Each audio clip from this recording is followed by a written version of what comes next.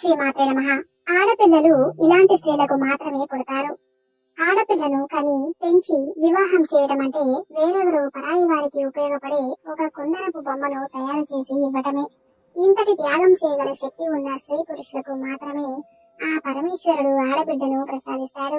భగవద్గీతలో కృష్ణ పరమాత్మ అర్జునుడితో అపారమైన పూర్వజన్మ పుణ్యం ఉన్న తల్లిదండ్రులకు మాత్రమే ఆడపిల్లలు లభిస్తారు అని స్పష్టంగా చెప్పాడు. ప్రజలు అజ్ఞానంతో తమ వృద్ధాప్యంలో అన్నం పెట్టే తోడు ఉంటారని మగ సంతానం కోరుకుంటారు. కానీ నిజానికి మనసులోని బాధను, జీవితంలోని బాధను పంచుకునేది ఎప్పటికైనా ఆడపిల్లలే.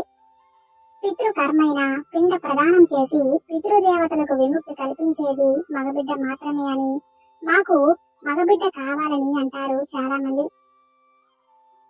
కానీ రామాయణంలో సీతమ్మ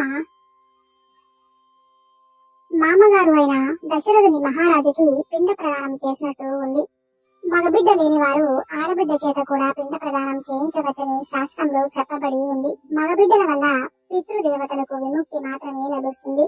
అది ఆడపిల్లల్ని కన్నా తల్లిదండ్రులకు ఆడపిల్లను కన్యాదానం చేయటం వల్ల ఆ పుణ్యం కారణంగా ఆ తల్లిదండ్రులతో పాటు వారి ముందు పుట్టిన 10 తరాల తర్వాత పుట్టిన